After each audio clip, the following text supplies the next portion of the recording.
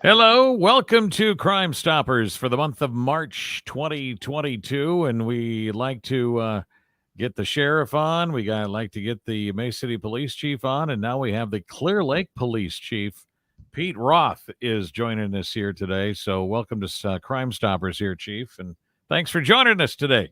Well, you're welcome, and good morning. Hey, are things getting a little more active now that the weather's getting nice? So far, it's been a little slow still, but it will change really quickly. Yes. Right. When does all the vacationers start coming into the area, or people even moving back or coming back from Arizona or Florida? They will probably start trickling in here toward the end of the month, April. We do have our outdoor events. Earth Day comes. I'm trying to look at the calendar here. Sometime in April, we'll have our Earth Day event, and our walks and runs will start here in the April and May. So Sure. the Tri, of course, is that weekend of Memorial Day. So that Saturday before Memorial Day is when the Clear Lake Tri is in town. So April is usually when we start seeing an increase of the, I hate to say snowbirds, but that some of the lake houses are open back up and people Sure. are in town. So That's right. And hey, let's back up a little bit for Clear Lake in general. How was Winter Dance Party weekend? it was great. Does that get a little crazy sometimes, or have you? Well, you've only been here about it. That was your first one, right? No, I've actually been here since 2015, so this has been my sixth or seventh one, and I think COVID kind of threw them for a loop a little bit. So it was great to have it back in person. They had some great crowds and just a great time. I think people really just enjoy the event, and we really didn't have any problems, at least law enforcement wise. They had again, just a great turnout, a great event. And people seem to enjoy themselves. So Yeah. Now, Well, do you you would do you, think that the age group would be a little older, yeah. that stuff. But I know it attracts all. Chief, do you purposely work on that night then or that weekend so you can go see the shows? well, I don't know if it's an omen, but my birthday is right around that time. So sometimes I'm here and sometimes I'm gone. But I do, since it goes through several days, I'm usually doing something during one of the events. I think it starts Wednesday or Thursday and goes through Saturday. So we work really closely with the event, with the surf and their staff, and have a great working relationship with them. So we try to provide assistance when needed, and the city does too. So yeah, good. What's going on right now? Maybe what you discussed in this month's Crime Stoppers meeting. They actually meet up here at Koloff Media on the second Tuesday of every month, and they just met a couple of days ago. What seem to be the biggest things that are going on right now? Well, right now for our area, which includes basically, Cerro Gordo County and Mason City and Clear Lake, is we're kind of getting ready for, the scammers will start, showing up again, especially when tax refund hits. We'll see that start to spike. So we always urge people not to click on links in their emails asking for money or taking those scam phone calls if they don't recognize the number.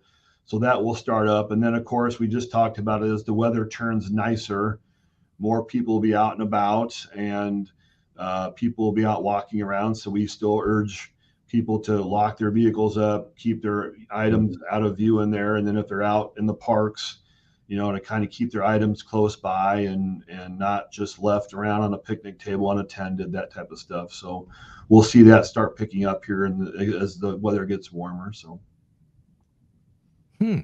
Yeah, it's of course you got 4th of July, other activities, a parade, and the festivities going on. So that'll be something else to be looking forward to. Yeah. One thing I don't think we ever asked, Jay, when we talk to these law enforcement gentlemen, is there any changes like in the laws from year to year? Like, is there anything new that you've added that people might not know about? And I don't care if it's even a speed limit change, anything at all.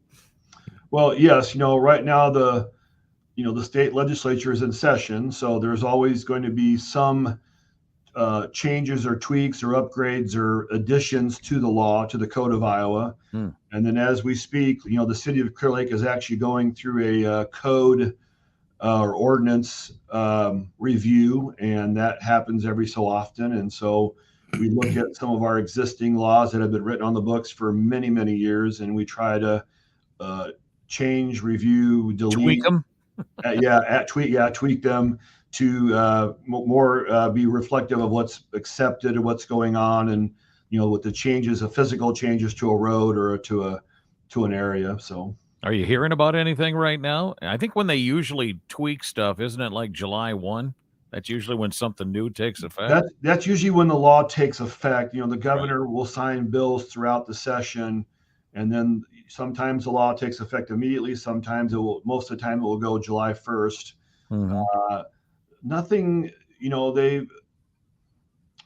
that will really affect law enforcement I've heard about. Again, they may update some fines. They may have some DNR stuff for parks in there, but nothing has crossed my desk that's really, I would say, life-changing at this point. So, but anything can happen during the session. So, a lot of different counties and towns have different regulations because we're getting in there the nice weather.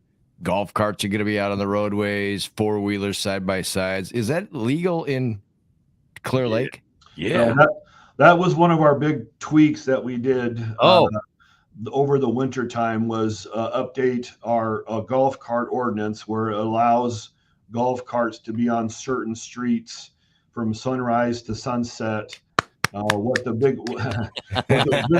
biggest changes is we added some language about if you have a rear facing seat on your vehicle, that you had to have a safety or seatbelt system on that rear facing seat for passengers under the age of 18. So that was one of our big changes on that. And we do allow, the off-road utility vehicles, or UTVs, we do allow those. Both vehicles do have to have a City of Clear Lake permit. That is also, that information is available on the city's website. So if it doesn't have a seatbelt, can you use one of those those tie downs that you can use a seatbelt, wrap it around? Yeah, I'm a redneck, Chief, so I think of different things, how you can strap them in and still make it look legal. It's still, the intent of the council is to have somewhat of a safety harness that meets somewhat of a safety requirement. Now, a rope just tied there probably won't do that. It needs to probably be anchored properly to the vehicle, and those aftermarket products really are not terribly expensive. We did some research on that, like through Easy Go and some of Cushman, some of the other vendors, and you can really buy some really good harness, and usually it will just be one that goes across the entire seat, relatively cheap. They're not too pricey. So a nice tag to that golf cart situation, driving around Clear Lake. Can let's just ask the silly question, because people like to party in Clear Lake. Can you get it operated while intoxicated while you're driving a golf cart? Yeah, it's a motor vehicle. You can. Well, I know, but I want him to say it. Yeah. Oh. Yeah. Sorry, what Chief. happens is that people sometimes forget when they leave the golf course and hit a public street or public property that they can't have any open containers or any alcohol in an open capacity in the vehicle. And we sometimes have to kind of educate participants in the golf cart or operators on that. And yes, you can get an OWI or an operating while intoxicated in a golf cart, UTV, ATV, anything, a motorized vehicle. So I just wasn't sure whether it would be more of a public intox thing or if it was actually operating while intoxicated. It is an operating OWI. Yep. The rest of the world is DWI or DUI, and we're the only, maybe, I don't know, maybe we have more than one state that's OWI, but it's all different. Same thing. The owies. The owies. The owies. Exactly. That's the semantics of it, right? So yeah. Well, we are, as we said, I mean, this is going to be, we rotate all of you guys around, so the next time it will be midsummer. Do you get involved with like the stuff on the water? Is that a whole different capacity of law enforcement when it comes to that?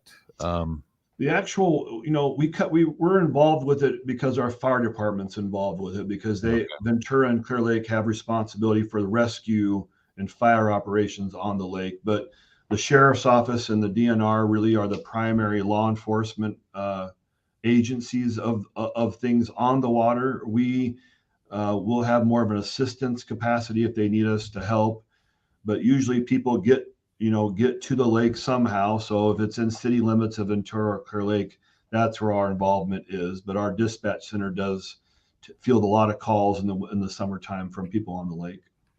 Is there undercover boats out there on the lakes? Or you're not going to tell me, are you? I would not know that. That would be a question. DNR question. So yeah, yeah, because you can see Harry. If you've been on the lake, if you got binoculars, you can see a long ways and go, "Oh, there's Harry. Yeah, he's over there drinking a soda. He's driving Jay around. They know better. Yeah, I'm driving him around. Oh, okay. So DNR really has the say first when it comes to the water. Okay. And then you guys can come in if you need to, right? If they need to. Usually, and the sheriff's office will also be the ones that have a primary response capacity, and then we will just assist as needed. Has there been any issues with that in the years past? Well, I mean, they have we had that recent snowmobiler that was that went in by in the lake I want to say a couple weeks ago, and that was a joint response with Ventura, Clear Lake Fire, Cerro Gordo County Sheriff's Office, and then we were just there as a dispatch center and had officers on the shoreline, and that was a really good coordinated effort to find that individual and get him some medical attention. So that's an issue. We don't, thefts from boats. We talk about thefts, Crimestoppers. When you park at a public dock or at someone's house and you leave a bunch of stuff in your boat, those are always open sometimes to crimes of opportunity, people walking around seeing in there. Those issues are always kind of prevalent in the summertime.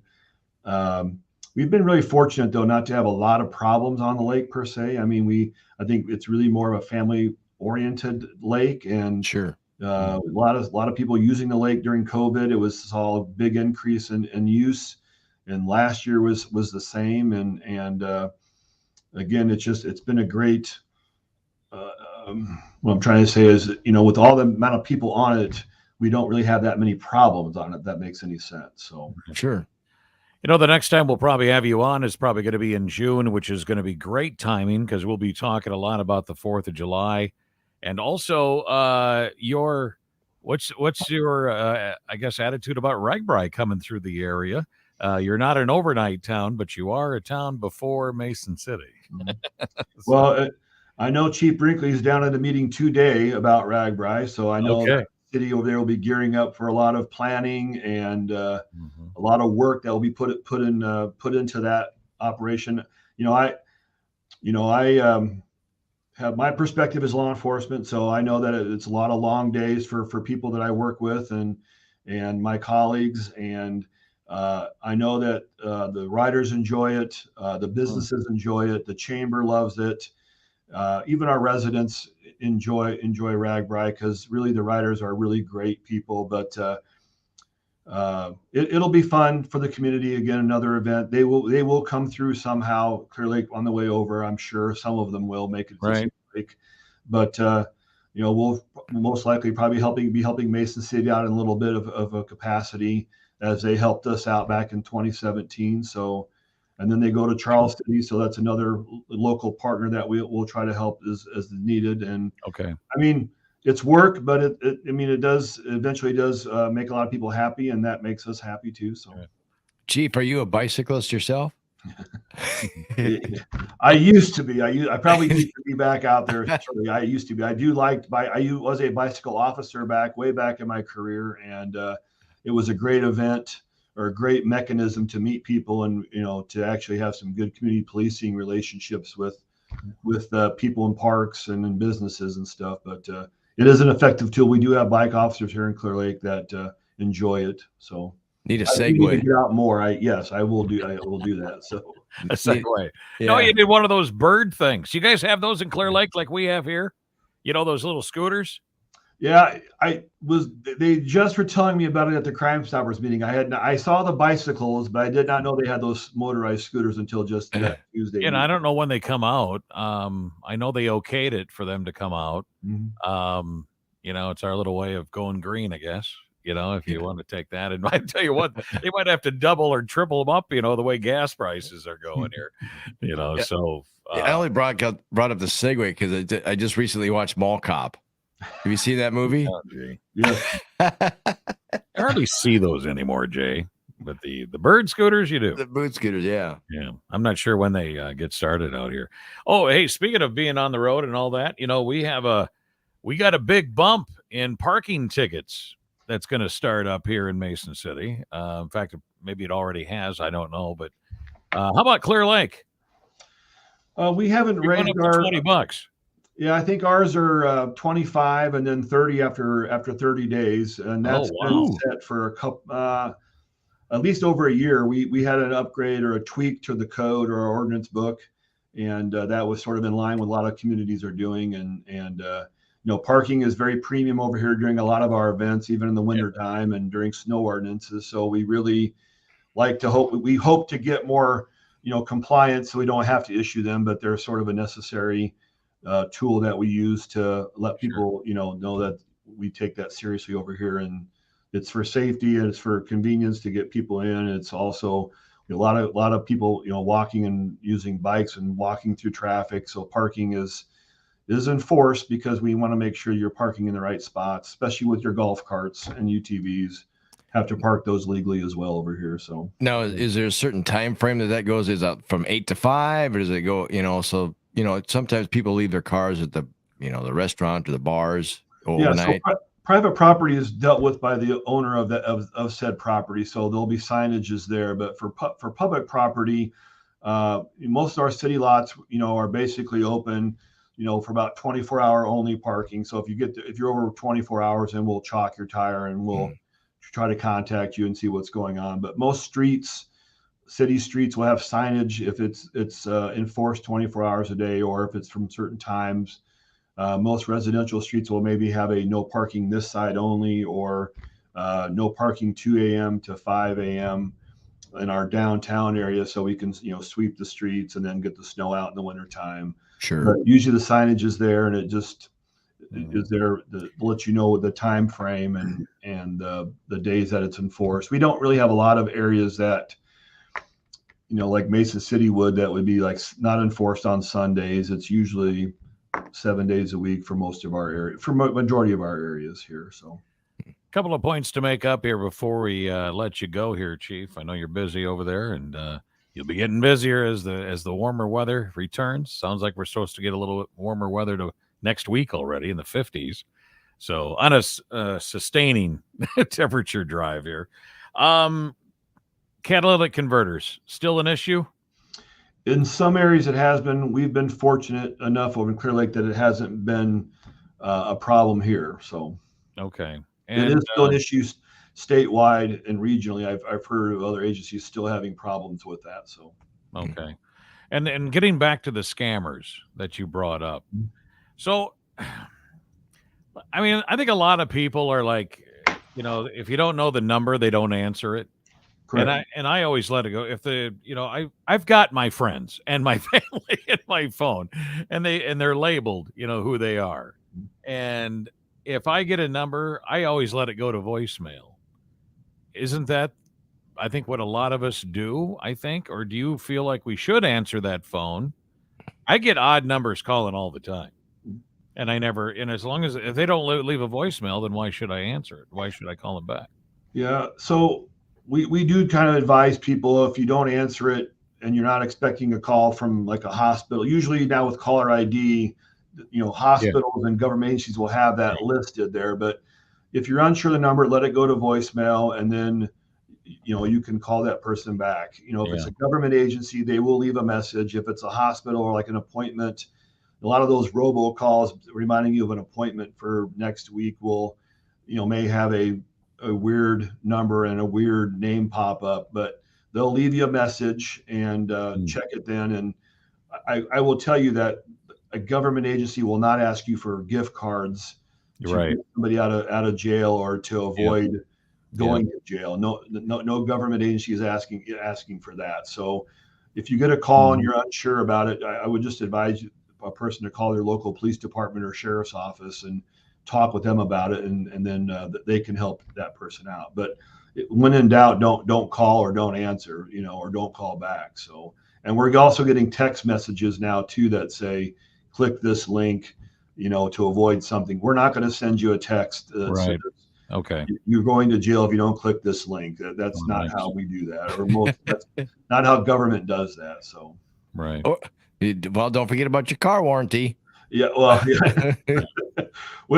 we don't do the warranty stuff, but yeah, that Yeah. goes around too. So, but Oh. yeah, I let it go to voicemail. If it's not important, I just delete the message. So, Well, the scams definitely come in every shape and size. I heard a friend of mine say the other day their daughter got a sex trafficking type of a scam that was going through, and that included actually downloaded photos and such.